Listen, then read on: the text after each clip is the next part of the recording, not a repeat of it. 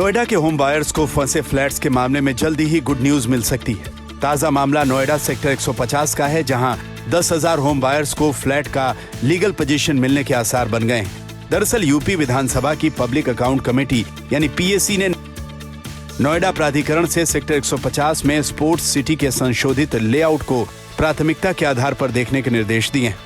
PAC ने कहा है कि अगर योजना सभी मानकों पर खरी उतरती है तो फिर उसे जल्द से जल्द मंजूरी दी जाए।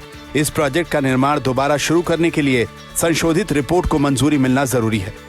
इस प्रोजेक्ट पर नोएडा प्राधिकरण ने 2021 में सीएजी की आपत्ति के बाद रोक लगा दी थी। सीएजी ने जिन वजहों से आपत्तियां की थीं, उन्हें अब रिवाइज्ड प्लान में दुरुस्त कर लिया गया है। सीएजी ने खेल सुविधाओं के विकास के लिए 70% जमीन की उपलब्धता न होने की बात कही थी, लेकिन 22 नवंबर को लखनऊ में एक आपात बैठक में नोएडा प्राधिकरण के सीईओ लोकेश एम ने असेंबली पैनल को जानकारी दी है कि डेवलपर ने अपनी संशोधित योजना में 70% भूमि खेल सुविधाओं के लिए उपलब्ध कराने का भरोसा दिया था। ऐसे में पीएससी के सदस्यों ने नोएडा प्राधिकरण से कहा है कि अगर डेवलपर सभी मापदंडों का पालन करता है तो मंजूरी की प्रक्रिया में तेजी लाई जाए। वहीं सीएजी का कहना है कि अगर आपत्तियों को दूर कर लिया जाता है तो फिर मंजूरी दी जा सकती है। जानकारों का भी मानना है कि कमियों को दूर करने के बाद प्रोजेक्ट को पूरा करने की तरफ कदम बढ़ाए जाने चाहिए। मेरा मानना है कि अगर ये रिजोल्यूशन होता है तो काफी इन्वेस्टर्स, काफी बायर्स को एक राहत मिलेगी।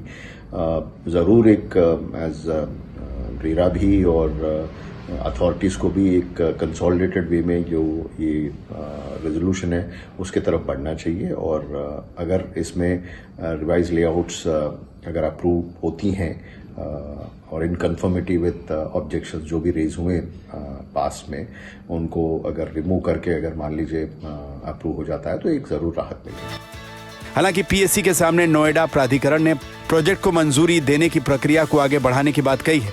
पैनल को प्राधिकरण ने बताया है कि वो लेआउट प्लान को जल्द ही चर्चा के लिए अपने बोर्ड के सामने पेश करेगा। बोर्ड की मंजूरी मिलने के बाद संशोधित योजना को अंतिम मंजूरी के लिए राज्य सरकार को भेजा जाएगा।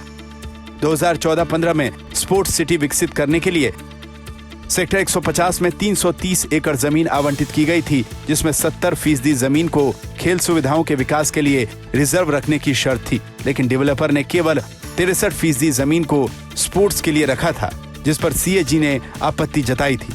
रिवाइज्ड प्लान में खेल सुविधाओं के लिए 70% जमीन रखे जाने से अब यह दिक्कत भी दूर हो गई है। पीएससी के अध्यक्ष महबूब अली ने इसके बाद कहा है कि अब समय आ गया है कि प्रोजेक्ट पर फैसला लिया जाए। वीडियो पसंद आया तो हमें लाइक, कमेंट, शेयर और सब्सक्राइब जरूर करें।